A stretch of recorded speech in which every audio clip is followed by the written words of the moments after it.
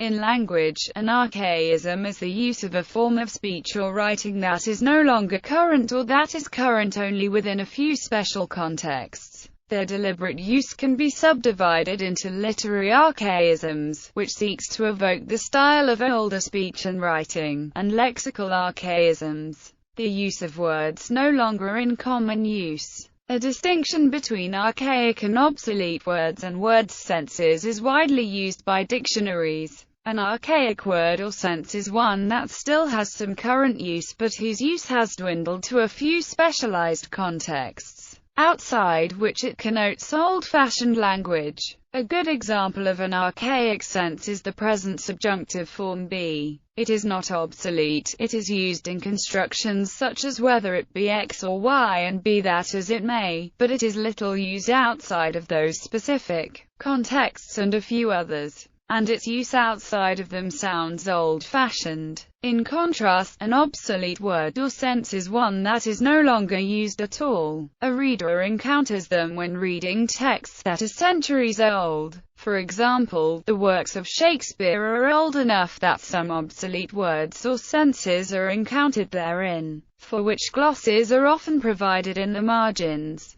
Archaisms can either be used deliberately or as a part of a specific jargon or formula. Many nursery rhymes contain archaisms. Some archaisms, called fossil words, remain in use within certain fixed expressions despite having faded away in all other contexts. An outdated form of language is called archaic. In contrast, a language or dialect that contains many archaic traits relative to closely related languages or dialects spoken at the same time is called conservative. For example, in the 21st century, Icelandic, a thoroughly modern language, is highly conservative compared to its close relatives Norwegian and Danish. As Icelandic resembles its medieval predecessor Old Icelandic much more than Norwegian resembles Old Norwegian and Danish resembles Old Danish.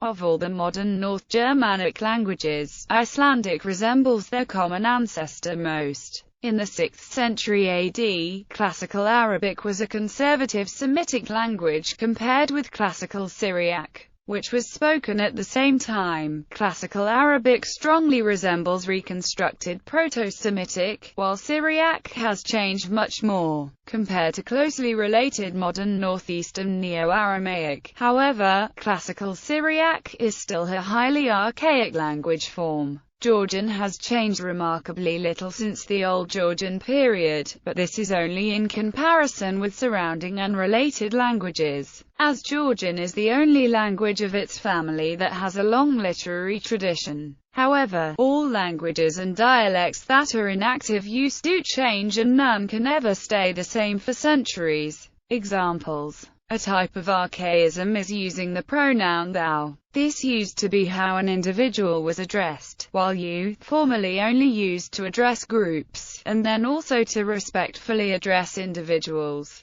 is now used to address both individuals and groups. Thou is the nominative form, the oblique, objective form is thee, and the possessive is thy or thine. Though thou hast ever so many counselors, yet is generally not an archaism, but it is in this context. Do not forsake the counsel of thy own soul. English proverb, today me, tomorrow thee. English proverb, the meaning of this proverb is that something that happens to a person is likely to eventually happen to another who observes it, especially if the two people are similar. To thine own self be true. William Shakespeare. The meaning of this saying is simply that it is unwise to lie to yourself. Archaisms in proverbs are often retained far longer than in other parts of the language. This is because they make the proverbs fall easier on the tongue, and also because of the rhetorical effect they evoke by the use of two of the four fundamental operations in rhetoric, namely, permutation and addition. Usage. Archaisms are most frequently encountered in poetry, law, philosophy, science, technology, geography and ritual writing in speech. Archaisms are kept alive by these ritual and literary uses and by the study of older literature. Should they remain recognized, they can be revived, as the word anent was in this past century. because they are things of continual discovery and reinvention. Science and technology have historically generated forms of speech and writing which have dated and fallen into disuse relatively quickly.